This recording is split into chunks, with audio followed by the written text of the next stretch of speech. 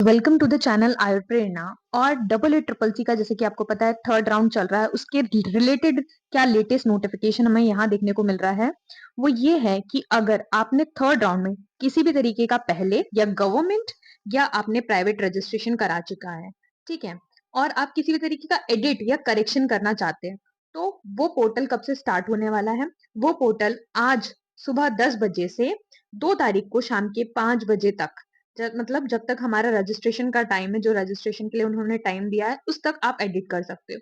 आप क्या एडिट कर सकते हो? अगर आपने कोई भी इंफॉर्मेशन उसमें डाली है, वो गलती से करेक्ट नहीं डली है, तो आप उसको करेक्ट करने का आपके पास एक अच्छी अपॉर्चुनिटीज है। अब आप कैसे कर सकते हो? अगर आपने लॉक भी कर दिया तो भी कोई दिक्कत नहीं। रजिस्ट्रेशन अनलॉकिंग पे जाना है, उसके बाद अवेलेबल चॉइसेस से जाकर आप उसको करेक्ट कर सकते हैं। ठीक है।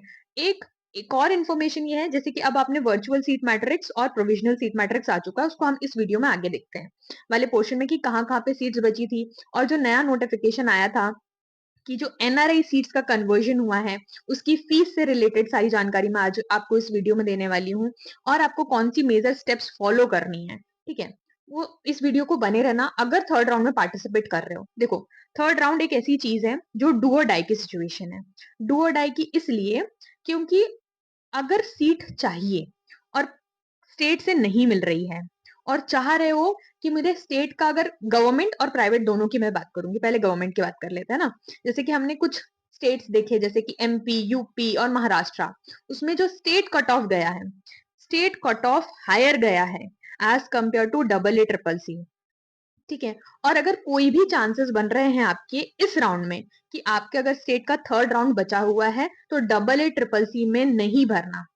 क्यों नहीं भरना, इसका भी चीज बता रही हूँ। क्योंकि अगर आपने डबल ए ट्रिपल सी में चांस लिया कि हाँ मैं चांस ले लेता हूँ, शायद मुझे स्टेट की सीट मिलने के चांसेस हैं, तो इधर भी एक बार ट्राई करके देख लेता हूँ, लेकिन ऐसा मत करना। देखो, अगर यहाँ सीट मिल जाती है और वो आपको बहुत दूर या ऐसी कोई ब्रांच मिलती है, तो आपकी ये सीट स्टेट की ऑटोमेटिक कैंसिल हो जाएगी, चाहे आपको फर्स्ट सेकंड थर्ड कभी भी अलॉट करी हो। अगर डबल ए ट्रिपल सी के थर्ड राउंड में आपको सीट मिल रही है, तो वो सीट आपकी कैंसिल हो जाएगी।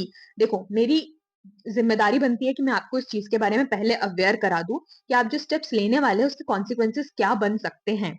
ठीक है। और एक कॉन्सिक्वेंसेस ये बन सकता है कि हाँ, आपने अभी तक 22,000 वाली गवर्नमेंट के लिए ट्राई कर रहे थे, लेकिन गवर्नमेंट नहीं मिल रही, ना स्टेट में मिलने के चांसेस है, ना डबल ए ट्रिपल सी में मिलने के चांसेस है। अब क्या करना है? मेरा स्टेट का कॉलेज, प्राइवेट कॉलेजेस अच्छे नहीं है, मुझे अपना साल बर्बाद नहीं करना है। मुझे एनी हाउ, अभी तक मैंने सोच लिया, समय ले लिया, सब कुछ कर लिया, लेकिन अब मुझे कैसी भी तरीके की सीट चाहिए, और वो शायद डीम्ड यूनिवर्सिटी में मुझे मिल सकती है। तो उसके लिए प्रोविजनल सीट मैट्रिक्स हम देखेंगे, कौन सी कैटेगरी में आप आ रहे हैं, कौन सी ब्रांच आपको चाहिए, और उसकी फीस कितनी है। देखो, मैं फिर से एम्फसाइज कर रही हूँ कि उसकी फीस कितनी है, इस पे आपको ध्यान देना है। और अब जो हमने लास्ट वीडियो में देखा था कि जो एनआरआई सीट्स का कन्वर्जन हुआ है, तो आपको एक लिस्ट बना के रखनी है। वो कैसे बनानी है वो भी मैं बताती हूँ। ठीक है, वो आपको लिस्ट बना के रखनी है कि आप किस कैटेगरी में आ रहे हैं, और उस कॉलेज की वो सीट सिर्फ मैनेजमेंट कोटा की है तो ही आपको फिल करनी है। और इफ आप उस कैटेगरी में आते हैं कि हाँ मैं अफोर्ड कर सकता हूँ, देन ही आपको एनआरआई सीट्स वाली चॉइस फिल अप करनी है। ठीक है, तो आपको समझ में आ गया इसमें हम क्या क्या देखने वाले हैं। ठीक है, ये एक टाइम आपको अपॉर्चुनिटी मिल रही है कि आप अपना करेक्शन कर सकते हैं, चाहे वो अपग्रेडेशन का हो, किस तरीके का, जैसे कि जो हमारी फीस से रिलेटेड या गवर्नमेंट से डीम्ड में अगर आप जाना चाहते हैं उसका, और किसी तरीके की आपने गलती कर दी उसका। अब नेक्स्ट पोर्शन में देखते हैं प्रोविजनल सीट मैट्रिक्स और वर्चुअल सीट मैट्रिक्स। ये है हमारा वर्चुअल सीट मैट्रिक्स। अब वर्चुअल सीट मैट्रिक्स क्या होता है, मैं एक बार आपको रिवाइज करा देती हूँ। वर्चुअल सीट मैट्रिक्स वो सीटें हैं जिन्होंने बच्चों ने अपग्रेड किया है, उन्हें अलॉट हो गई है, और उन्होंने चाहा है कि थर्ड राउंड में मैं अपग्रेड कर दूं। अब थर्ड राउंड में क्या होगा, जो सीट्स मिलेगी वही उनकी फाइनल सीट्स होगी। कौन इसमें इसलिए लंबी चौड़ी लिस्ट है। ठीक है, तो जैसे यहाँ पर ये सीट ऑलरेडी किसी को मिल चुकी है, उन्होंने चाहा कि क्या और पॉसिबिलिटी बनती है मेरी कि मुझे इससे भी अच्छी सीट या इससे भी अच्छी ब्रांच मिल सके। जैसे कि अगर हम आंध्र प्रदेश में देखते हैं, तो डीजी की सीट खाली ओबीसी कैटेगरी में, काय चिकित्सा की सीट खाली ओपन कैटेगरी से, आरएसबीके की सीट खाली एससी कैटेगरी से, कौमार व्रत की सीट खाली है ओपन कैटेगरी से, पंचकर्म की सीट खाली है ओबीसी कैटेगरी से। ठीक है, ये अपग्रेडेशन के लिए उन्होंने चॉइस फिल करी है। ठीक है, पंचकर्म की सीट ओबीसी से, आरएसबीके की जो सीट है वो हमारी ओपन कैटेगरी से, शल्य की सीट ओपन कैटेगरी से, संहिता की सीट ओपन कैटेगरी से, ठीक है। स्त्री की एससी कैटेगरी से, रचना की एसटी कैटेगरी से। आसाम में जो शल्य ओबीसी कैटेगरी से अलॉट हुआ है, जिसे आसाम की यहाँ पे सीट से देखने को मिल रही है, तो ये सारी सीटों पे चाहे ओपन हो, एससी हो, एसटी हो, ओबीसी हो, सारी कैटेगरीज की जो सीट है पर्टिकुलर वो अपग्रेडेशन पे डली है कि इससे भी अच्छी पॉसिबिलिटी है क्या आपको सीट मिलने की। फिर बिहार में हम देख लेते हैं कि बिहार में समिता सिद्धांत ईडब्ल्यूएस कैटेगरी से है, ठीक है। फिर उसके बाद ओपन कैटेगरी से डीजी, ओपन कैटेगरी से कौमार व्रत, ओपन कैटेगरी से काय चिकित्सा। इसका पीडीएफ आपको वेबसाइट पे कैसे डाउनलोड करना है वो भी मैंने बता दिया। और टेलीग्राम चैनल को ज्वाइन कर लेना, क्योंकि सबसे पहले मैं वीडियो लेट बना के डालती हूँ, पहले आपको इन्फॉर्म कर देती हूँ कि मैं पहले उसका पूरा एनालिसिस बना लेती हूँ, देन आप चाहती हूँ कि आपको इन्फॉर्म करूँ। वो पीडीएफ आपको तुरंत टेलीग्राम चैनल पे जैसे कोई भी चीज आएगी वो तुरंत मिल जाएगी, ठीक है। तो उसको ज्वाइन कर लेना लेटेस्ट इन्फॉर्मेशन के लिए, ठीक है। इसलिए ये 27 पेज का आपको पीडीएफ देखने को मिल रहा है कि कौन सी कैटेगरी, ये वो कैटेगरीज हैं जो कैंडिडेट्स को अलॉट हुई है, और ये ब्रांच अलॉट हुई है, ये हमारा कॉलेज अलॉट हुआ है। और काफी ज्यादा, क्योंकि ये सीट्स नंबर बहुत ज्यादा है, प्रोविजनल जो हमारा मैट्रिक्स आएगा उसमें ऐसा लग रहा है कि इससे कम सीट्स हैं, वो इसलिए क्योंकि बच्चों ने अपग्रेडेशन में ज्यादा सीट्स डाली और वो पूरी तरीके से एम्प्टी सीट्स हैं हमारी, ठीक है। कहाँ कहाँ पे अब सीट्स बाकी है आपकी, ठीक है। जैसे कि मध्य प्रदेश में भी जो ग्वालियर में क्रियाशारी ओबीसी कैटेगरी से अलॉट हुआ है, ओपन ओपन पीएच कैटेगरी से हमारा डीजी अलॉट हुआ है, एसटी रचना शारीर से जो हमारा अलॉट हुआ है, ठीक है। अगध की सीट ओबीसी कैटेगरी की, संहिता सिद्धांत ईडब्ल्यूएस कैटेगरी से पंडित खुशीलाल में, ठीक है। This is a seat matrix और काफी ज्यादा नंबर है, ठीक है। अब ध्यान देने वाली बात, थोड़ा गवर्नमेंट तो ठीक है, और अगर ये गवर्नमेंट एडेड कॉलेजेस में हमारी पूरी जितनी सीट्स है तो ऑलमोस्ट सारी अपग्रेडेशन पे डली है, ओबीसी, एससी, एसटी, ओपन और ओबीसी ईडब्ल्यूएस कैटेगरी से, ठीक है। और सेंट्रल यूनिवर्सिटीज में काफी ज्यादा अपग्रेडेशन हमें यहाँ पे देखने को मिलेगा थर्ड राउंड में, ठीक है। जैसे कि हमने स्टेट का देखा था, ये सारी सीट्स हो जाएंगी हमारी। और आप डीम्ड देख लेते हैं, ठीक है। डीम्ड में जिसमें अपग्रेडेशन हमारा डला हुआ है वो सीट तो ठीक है, लेकिन उस पर अभी तक एनआरआई सीट्स पे कोई एडमिशन नहीं हुए थे, वो ज्यादा अच्छे से देखना है हमें, ठीक है। इसको आप एज अ सेकेंड अपॉर्चुनिटी देखेंगे, क्योंकि ऑलरेडी ये सीट्स पे बच्चे बैठे हुए हैं, वो सीट्स खाली नहीं है, ठीक है। ज्यादा अच्छे से समझना हमें प्रोविजनल सीट मैट्रिक्स है कि हाँ, अगर आप चाह रहे हो कि अभी तक आप गवर्नमेंट में थे, अब आपको डीम्ड में अप्लाई करना है, तो पहले सीट मैट्रिक्स देखो कि सीट मैट्रिक्स में आप जो ब्रांच चाह रहे हो, जो कॉलेज चाह रहे हो, उसकी फीस कितनी है, क्या वहां पे वो ब्रांच इस राउंड में खाली है तो ही भरना काउंसलिंग में ये पैसा, नहीं तो अन्यथा नहीं भरने की जरूरत है, ठीक है। और देखो यहाँ पर जैसे कि केएलई में रोग निदान की, मैनेजमेंट की ओपन से कितनी ज्यादा सीट्स खाली हैं। जैसे कि अगध अगध की 6 सीट्स खाली ओपन कैटेगरी से, ठीक है। फिर उसके बाद समिता सिद्धांत की 6, डीजी की 6, कौमार वृत्त की 6, काय चिकित्सा की 6, रचना की 6, मानस की 4, पंचकर्म 6, प्रसूति 6, रचना 5। तो इजीली अगर ये सीट से आपको मिल सकती है, क्योंकि ये मैनेजमेंट और पेड कोर्सेज वाली है, ठीक है। इसमें जितना जो सीट्स का फीस नॉर्मल है वही यहाँ पर आएगा, है ना। तो ऑलमोस्ट बहुत सारी सीट्स यहाँ पर केली में यहाँ पर बच रही है हमारे लिए, ठीक है। अब इसको देख लेते हैं हम। This is our provisional seat matrix, जो पूरी तरीके से हमारी सीटें खाली हैं, ठीक है। जैसे आसाम में हमारी संहिता सिद्धांत में ईडब्ल्यूएस कैटेगरी में, केसी की ओपन कैटेगरी से, आसाम में केसी ओपन कैटेगरी से, ठीक है। और अगध जो है हमारा ओबीसी पीएच कैंडिडेट बचा है बिहार में, ठीक है। और बिहार का स्टाइपेंड भी बहुत अच्छा है, तो अगर आप ओबीसी पीएच कैटेगरी में आते हैं तो ये बहुत अच्छी सीट बन सकती है आपके लिए अगध तंत्र की। और अब हमारा सीवी पैक्स देख लेते हैं। सीवी पैक्स में ओपन कैटेगरी से सीट्स नहीं दिख रही हैं, ओबीसी कैटेगरी की डीजी की सीट है, एससी की डीजी की सीट है, एक एक सीट बच रही, एसटी में काय चिकित्सा की सीट है। ईडब्ल्यूएस पीएच कैंडिडेट के लिए बहुत अच्छी सीट है, अगर ये पंचकर्म की सीट्स आपको मिल जाती है, ठीक है। एससी कैटेगरी में रचना शारीर की, एससी कैटेगरी के लिए भी रचना शारीर है और एसटी कैटेगरी के लिए भी रचना शारीर है, ठीक है। फिर ओबीसी कैंडिडेट के लिए रोग निदान, ओपन कैंडिडेट के लिए समिता सिद्धांत इन गुजरात, हमारा अहमदाबाद वाला कॉलेज अवेलेबल रहेगा यहाँ पे, ठीक है। और हरियाणा में कौन-कौन से कुरुक्षेत्र वाले कॉलेज में हमारा अगध तंत्र की सीट्स ओपन कैटेगरी से, केसी की सीट ओपन कैटेगरी से, ठीक है? इस सीट्स पर एडमिशन नहीं हुए। देखो, इन सीटों पर एडमिशन किसी ने नहीं लिया है सेकंड राउंड में, इसलिए ये प्रोविजनल सीट मैट्रिक्स में आ जाता है। ठीक है? फिर ओपन कैटेगरी से रोग निदान में, ओपन कैटेगरी से स्वस्थ वृत्त में, ओबीसी कैटेगरी से केसी में, ये हरियाणा की सीट्स हो गई। देन हिमाचल प्रदेश में हमारी जो पपरोला कॉलेज है, ईडब्ल्यूएस कैटेगरी से अगध की seat open category pH candidate के लिए, ये रचना शारीर की सीट पपरोला में रहेगी ओपन कैटेगरी से। रसशास्त्र एवं भैषज कल्पना की सीट्स रहेगी। और फिर यहाँ पर ओपन ओबीसी कैंडिडेट का जो पीएच का कट ऑफ है, हमने पिछली बार भी देखा था, वो काफी कम गया था और इस बार भी उसके कम जाने के बहुत ज्यादा चांसेस हैं। स्वास्थ्य योग बचा है पपरोला में। ठीक है, फिर आप कर्नाटका में चलते हैं, हमारा बैंगलोर कॉलेज जो एससी कैंडिडेट की भी सीट है ओपन, एससी कैंडिडेट की डीजी की सीट है वहां पर ओपन कैंडिडेट से। हमारे बेल्लरी वाले कॉलेज में केसी बचा हुआ है ओपन कैंडिडेट से, ईडब्ल्यूएस से, आरएसबी के ओपन कैटेगरी से रोग निदान एवं विकृति विज्ञान। ठीक है, टोटल नंबर ऑफ सीट्स तो देखो कैलकुलेट करके देख लेते हैं, लेकिन मेन यहाँ पर गेम चेंजिंग, अगर आप गवर्नमेंट मिलता है वेल एंड गुड, सब्जेक्ट अगर आपको आपकी चॉइस का मिल रहा है बहुत अच्छी बात है। ठीक है, गवर्नमेंट एडेड में सिर्फ एक सीट खाली है जो कि हमारा वैद्य रत्नम कॉलेज है, उसमें काय चिकित्सा की सीट ओपन कैटेगरी से अभी फिलहाल खाली है। ठीक है, उसके बाद जो डीम्ड यूनिवर्सिटीज, ये हमारी सेंट्रल यूनिवर्सिटीज का कोटा आ जाएगा। ठीक है, यहाँ पर काफी सीट्स हमें देखने को मिलती। अब बात आती है मेघालय, जो हमारा सेंट्रल इंस्टीट्यूट है, northern eastern institute of Ayurveda homeopathy Shillong, उसमें पहली बार पीजी स्टार्ट हुआ है। ठीक है, जैसे कि नोटिफिकेशन आया था, हमने देखा था कि यहाँ पे सीट्स आई हैं। तो सारी ओपन कैटेगरी से अगध की, ईडब्ल्यूएस कैटेगरी से क्रिया की, ओपन से रचना की, ओबीसी से शल्य की, ओपन से स्वस्थ एंड योग की सीट्स हमारी यहाँ पर इतनी सीट्स आई है। हमारी 5 सीटें हमारी ऑल इंडिया कोटा में यहाँ पर, वैसे सेंट्रल इंस्टीट्यूट की जो सारी सीट्स रहती है वो इसी काउंसलिंग से भराई जाती है।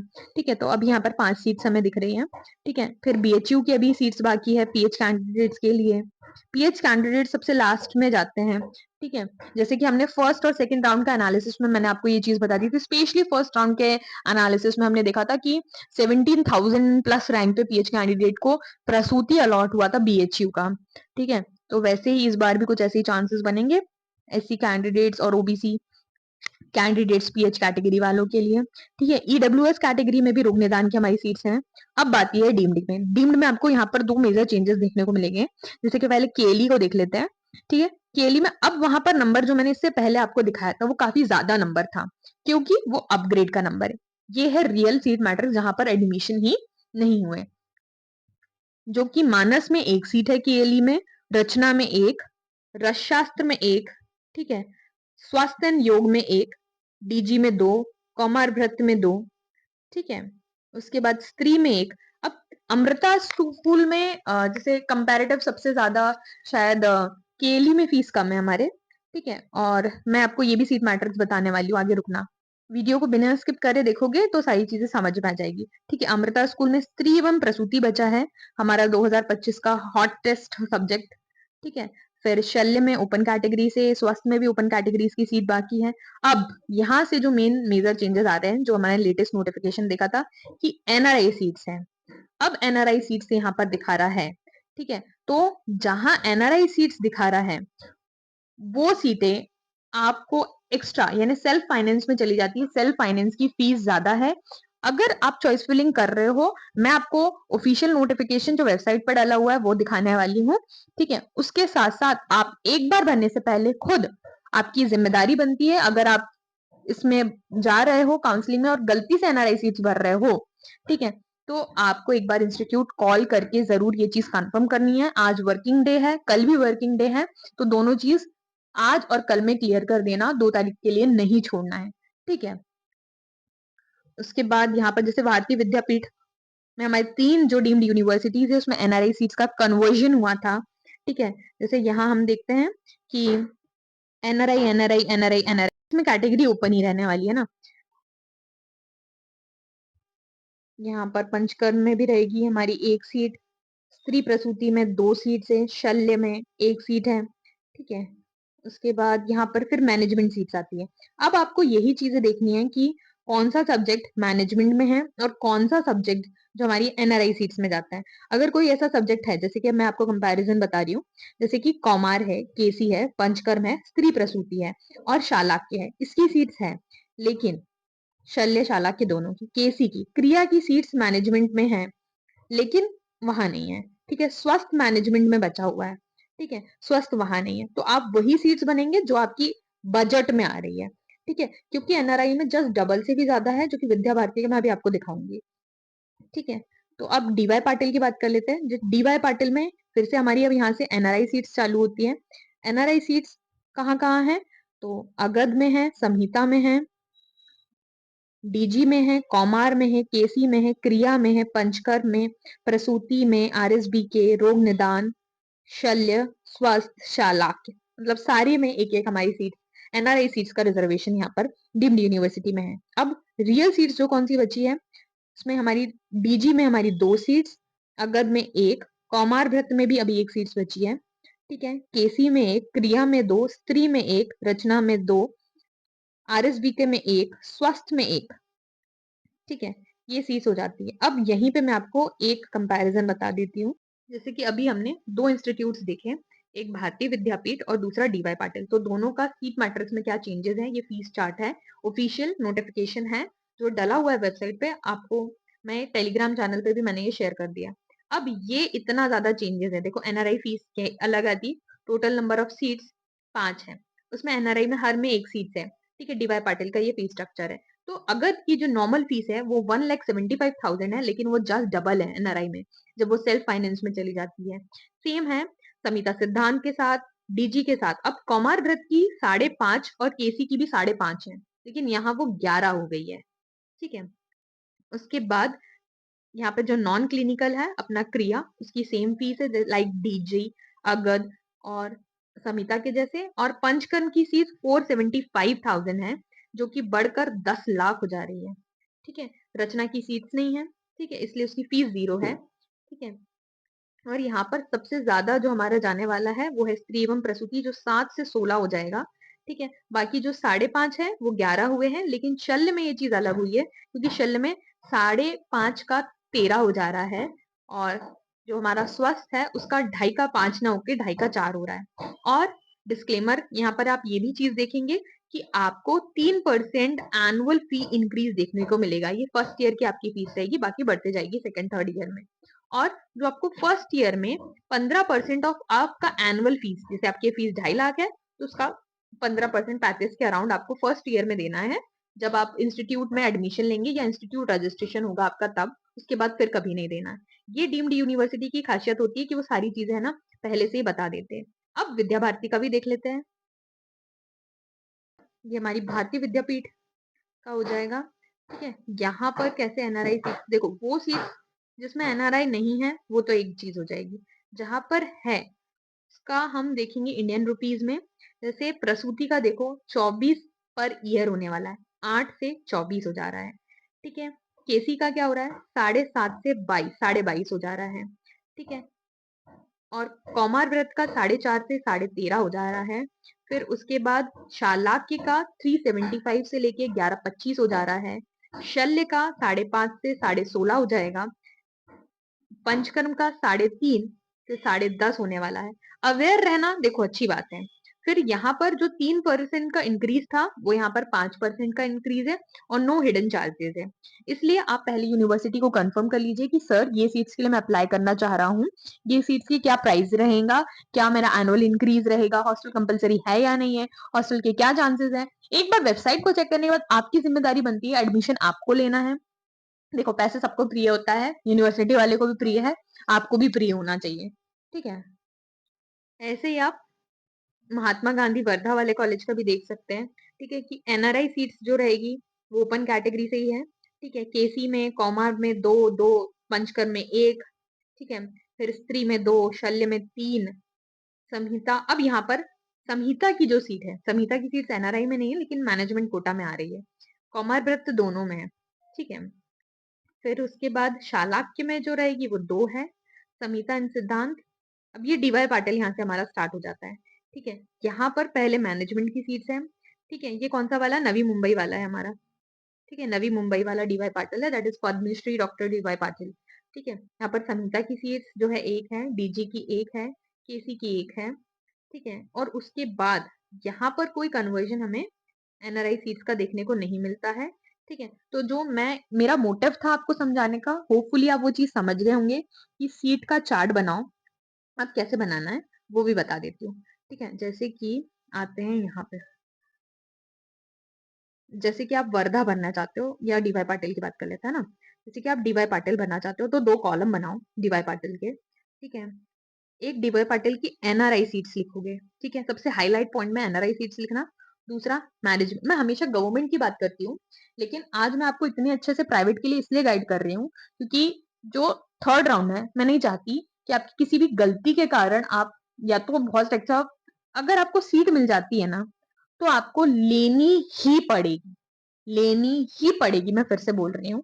इसलिए इतनी ध्यान से एक-एक चीज़ बोल रही हूँ, क्योंकि अगर आप फँस जाते हो, तो आप इस एआईपीजीटी आपने जो दिया है इस बार का, उससे पूरी तरीके से बाहर हो जाते हो। मान लो आपने नहीं देखा था एनआरआई सीट्स, कि मुझे एनआरआई सीट्स के बारे में जानकारी नहीं थी, मैंने तो बस दिखा, तो चॉइस फिलिंग में टिक, टिक, टिक कर दिया और उसके बाद वो सीट आपको अलॉट हो जाती है, तो आपको लेना पड़ेगा, अन्यथा आपका ये साल वेस्ट हो जाएगा। मैं बोल रही हूँ, साल वेस्ट हो जाएगा।